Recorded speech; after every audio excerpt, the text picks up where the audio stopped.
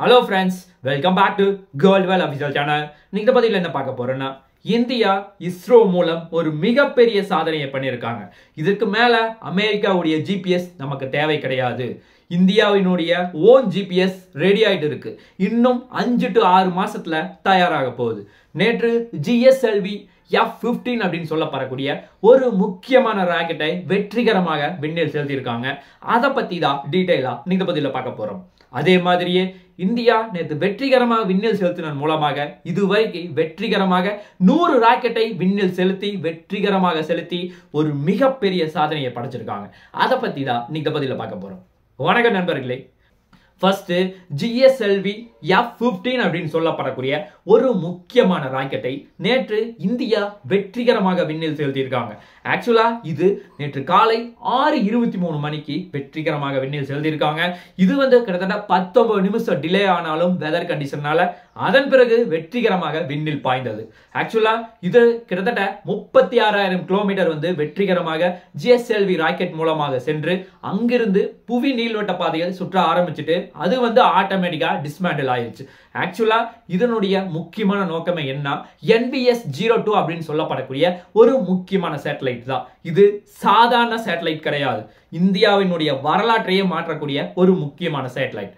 ஏன் அப்படின்னா இதுவரைக்கும் நம்ம அமெரிக்காவினுடைய ஜிபிஎஸ் அப்படின்னு சொல்லப்படக்கூடிய குளோபல் பொசிஷனிங் சிஸ்டத்தை தான் நம்ம யூஸ் பண்ணிட்டு இருக்கோம். ஏன் உங்க மொபைல் எடுத்து நீங்க பார்த்தாலும் ஜிபிஎஸ் மட்டும்தான் இருக்கும். ஜிபிஎஸ்ங்கிறது நம்மளுடைய நாட்டு சொந்தம் கிடையாது. இது அமெரிக்காக்காரங்கிட்ட இருந்து நம்ம டிமாண்ட் பண்ணி தான் தொடர்ந்து வாங்கிட்டு இருக்கோம். அதற்கு வருஷம் நம்ம அமௌண்ட் கொடுக்க வேண்டியது இருக்கும்.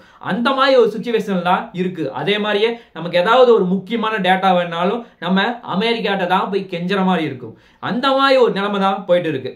அதை இந்தியா மாற்றணும் அப்படின்னு சொல்லி முடிவெடுத்தாங்க. இதற்காக தொடர்ந்து 4 to 5 வருஷமாக ஒரு மிகப்பெரிய உழைப்பை இங்க போட்டு இருக்காங்க. ஆக்சுவலா இந்த NBS-02 அப்படின்னு சொல்லப்படக்கூடிய அதனுடைய முக்கியமான டேர்ம் என்னன்னா இன்னொன்னு IRNS அப்படின்னு சொல்லுவாங்க. ஆக்சுவலா இந்தியன் ரீஜியன் சேட்டலைட் சிஸ்டம் அப்படின்னு சொல்லுவாங்க. ஆக்சுவலா இதன் மூலமாக இந்தியாவினுடைய வரலாற்றையே மாத்த போறாங்க. இது கிட்டத்தட்ட நமக்கு மொத்தம் 7 சேட்டலைட் வேணும். ஏன்னா நீங்க மைண்ட்ல கொஞ்சம் யோசிச்சு பாத்துங்க. கிரிக்கெட் கிரவுண்ட் இருக்கு, மேல ரூஃப் இருக்கு, 7 கேமரா இருந்தா மட்டும்தான் அக்யூரசி கிடைக்கும். அந்த மாதிரி தான் நம்ம எல்லா பகுதியும் கவர் பண்ண போறது கிடையாது. இந்தியாவை மட்டும்தான் கவர் பண்ண போறோம். கிட்டத்தட்ட 1500 கிலோமீட்டர் நம்ம இந்திய பகுதி மட்டும் கவர் பண்ண போறோம். இதுல 7 சேட்டலைட் நமக்கு தேவை. இது வரைக்கும் நம்ம 4 சேட்டலைட் அமிச்சாச்சு.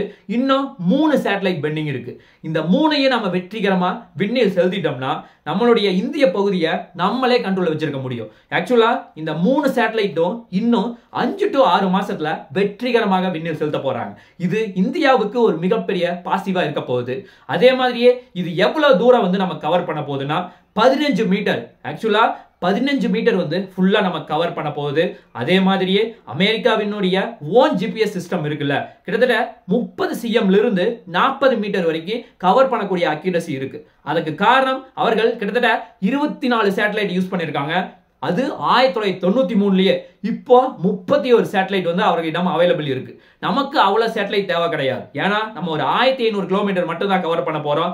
அது மட்டும் இல்லாம நம்ம வருங்காலத்துல 3000 கிலோமீட்டர் ரேஞ்ச் வரைக்கும் எக்ஸ்டெண்ட் பண்றதுக்கு பிளான் பண்ணிருக்காங்க. அதுவும் முக்கியமா நம்முடைய பார்டரான பாகிஸ்தான், சைனா, நேபாள், பூட்டான் இந்த மாதிரி எல்லா பகுதியும் நம்ம கண்காணிக்கிறதுக்கு இந்தியா இந்த மாதிரி ஒரு முக்கியமான முடிவு எடுத்திருக்காங்க. அதே மாதிரியே இந்த IRNSS அப்படின்னு சொல்லப்படக்கூடிய இதுல 2 முக்கியமான சிஸ்டம் வச்சிருக்காங்க. ஆக்சுவலா ஒன்னு ஸ்டாண்டர்ட் பொசிஷனிங் சிஸ்டம். இது நார்மலா யார் வேணாலும் யூஸ் பண்ணலாம். அது உங்களுக்கு எக்ஸாம்பிளுக்கு சொல்லணும்னா உங்களுடைய ஜிபிஎஸ் மொபைல் இருக்குல்ல, நீங்க எந்த இடத்த வேணாலும் லோகேட் பண்ணி பார்க்கலாம். அந்த மாதிரி ஒரு ஆப்ஷன் கொடுத்துருப்பாங்க. அடுத்த ஒரு முக்கியமான ஆப்ஷன்னா செக்யூரிட்டி பர்பஸ்க்காக, அதாவது மிலிட்டரி மட்டும் யூஸ் பண்ணக்கூடிய ரெஸ்ட்ரிக்டட் மிலிட்டரி சர்வீஸ் அப்படின்னு சொல்லுவாங்க. ஆக்சுவலா இதுல மெயினா மிலிட்டரிக்காரங்க ஹை அத்தாரிட்டிஸ் பீப்புள் மட்டும் தான் அதை யூஸ் பண்ண முடியும். இதுல அப்படி என்னதான் இருக்கு அப்படின்னு சொல்லி கேட்டீங்கன்னா முக்கியமாக எதை கண்காணிக்க முடியும்னா சிப்பு போறதையோ கண்காணிக்க முடியும், கண்டெய்னர் போயிட்டு இருக்குது.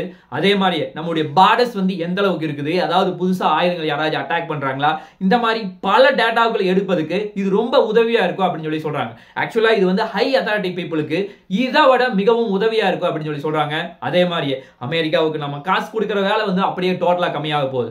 அது ஒரு முக்கியமான பாசிட்டிவா இருக்க போகுது. அதே மாதிரியே இதுல டைம் டியூரேஷன் எந்த அளவுக்கு இருக்கோ, நம்ம சேட்டலைட் மூலமா அக்யூரசி எந்த அளவுக்கு இருக்குன்னு பாத்தீங்கன்னா கிட்டத்தட்ட 40 நேனோ செகண்ட் வந்து ரொம்ப அக்யூரேட்டா இருக்கு அப்படின்னு சொல்றாங்க. கரெக்டா சொல்லணும்னா ஒரு நேனோ செகண்ட் அப்படிங்கிறது நீங்க ஒரு செகண்ட 1 பில்லியன் தடவை ஸ்பிளிட் பண்ணலாம், எந்த அளவுக்கு அக்யூரசி இருக்குமோ அந்த அளவுக்கு அக்யூரசி இருக்கும். அதுதான் ஒரு முக்கியமான பாசிட்டிவா இந்தியாவுக்கு பார்க்கப்படுகிறது. அதே மாதிரியே நீங்க வந்து அமெரிக்காவுடைய ஜிபிஎஸ் யூஸ் பண்ணீங்கன்னா அவர்கள் எந்த டேட்டா கொடுக்குறாங்களோ அதை மட்டும் தான் நம்ம வாங்க முடியும். அதே மாதிரியே ஒரு சில ஹை குவாலிட்டி இமேஜ் எல்லாம் நம்ம கொடுக்கவே மாட்டான். அதே மாதிரியே ஒரு சில லொகேஷன்ல வந்து பாத்தீங்கன்னா பிளரான மாதிரி கொடுப்பா. அந்த மாதிரி பல பிரச்சனைகளை தொடர்ந்து பண்ணிட்டே இருப்பான். அதே மாதிரி நம்ம கேட்டோம்னா டிமாண்ட் வைப்பா, நீங்க இது கொடுத்தா மட்டும்தான் நான் உங்களுக்கு வந்து டேட்டா கொடுப்பேன் அப்படின்னு சொல்லி நம்ம கிட்ட டிமாண்ட் வைப்பா. இந்த மாதிரி பல பிரச்சனை இருக்கு. அதுவும் முக்கியமா அதிகமா குறைச்சு தரது ரஷ்யாவாகட்டும், சைனாவாகட்டும், நார்த் கொரியா, இந்த 3 கண்ட்ரிக்கு தான் அதிகமான குறைச்சல் கொடுத்து இருக்கா. அதே மாதிரி தான் இந்தியாவுக்கு நிலைமை. அதனாலதான் இந்தியா அதை புரிஞ்சுட்டு நம்ம வந்து ஓன சேட்டலைட் உருவாக்க ஆரம்பிச்சிருக்கோம். நேற்று இந்தியா GSLV F-15 வெற்றிகரமாக விண்ணில் அனுப்புவதற்கு அப்புறம் இந்தியா ஒரு மிகப்பெரிய சாதனையை படைச்சிருக்கு. இதுவரைக்கும் நம்ம 100 ராக்கெட் மேல வெற்றிகரமா விண்ணில் அனுப்பிச்சிருக்கோம். இதுவரைக்கும் கிட்டத்தட்ட 540 சேட்டலைட் மேல வெற்றிகரமா விண்ணில் அனுப்பிச்சிருக்கோம். அதே மாதிரி ஃபாரினோட சேட்டலைட் மட்டும் 440 சேட்டலைட் மேல அனுப்பிச்சிருக்கோம். அது இந்தியாவுக்கு ஒரு மிகப்பெரிய பாசிட்டிவா பார்க்கப்படுகிறது. அதுலயும் நம்ம ஒரு மிகப்பெரிய வருமானம் இஸ்ரோ மூலமா பார்த்திருக்கோம். அதே மாதிரியே இதுல கிட்டத்தட்ட மொத்தம் வந்து 120 டன் பேலோடு மட்டும் நம்ம விண்ணுக்கு கொண்டு போயிருக்கோம். அது ஒரு முக்கியமான சாதனையா பார்க்கப்படுகிறது. அதுல ஃபாரினுடைய பேலோடு மட்டும் கிட்டத்தட்ட 40 டன்னுக்கு மேல இருக்கும். இது இந்தியாவுக்கு ஒரு மிகப்பெரிய சாதனையா இருக்கு. அதுவும் முக்கியமா நம்ம சந்திரயான் ப்ராஜெக்ட் ஆகட்டும், ககன்யான் ப்ராஜெக்ட் ஆகட்டும், ஆதித்யா L1 ஆகட்டும், இந்த மாதிரி பல ப்ராஜெக்ட்கள் தொடர்ந்து வெற்றிகரமா பண்ணிட்டு இருக்கோம். ஃபியூச்சர்ல டெவலப் பண்ணிட்டு இருக்கோம். இந்த மாதிரி நிறைய ப்ராஜெக்ட்கள் நம்ம இடம் அவைலபிள் இருக்கு. அதுவும் முக்கியமா 2035 இருந்து 2040க்குள்ள நம்ம ஓனா ஸ்பேஸ் ஸ்டேஷன் உருவாக்கணும் அப்படின்னு சொல்லி அதற்கான முயற்சிகள் ஒரு பக்கம் நடந்துட்டு இருக்கு. அதே மாதிரி பல நாடுகள் கொலாபரேஷனோட இந்தியா வந்து சந்திரயான் 4 ப்ராஜெக்ட் வந்து வெற்றிகரமா நடத்தணும் அப்படின்னு சொல்லி அது ஒரு மிகப்பெரிய முயற்சியில போயிட்டு இருக்கு. ஆக்சுவலா இது எல்லாமே வந்து இந்தியாவை ஒரு மிகப்பெரிய வல்லரசு நாடா மாத்திருக்கு ஒரு முதல் படியா தான் நம்ம பார்க்கிறேன். ஆக்சுவலா இந்த வீடியோ முடியறதுக்கு முன்னாடி நான் உங்ககிட்ட ஒரு முக்கியமான கொஸ்டின் கேட்கிறேன். ஆக்சுவலா இந்தியானாலையும் இஸ்ரோனாலையும் இவ்வளவு முடியுதுன்னா நம்மளால ஏன் முடியாது? முயற்சி செஞ்சா எல்லாமே சாத்தியம்தான். முயற்சி செய், வெற்றி நிச்சயம். பார்க்கலாம் என்ன நடக்குது என்று சொல்லி நாளைக்கு இன்னொரு நல்ல ஒரு வீடியோவில் உங்களை நான் சந்திக்கிறேன். நன்றி, வணக்கம்.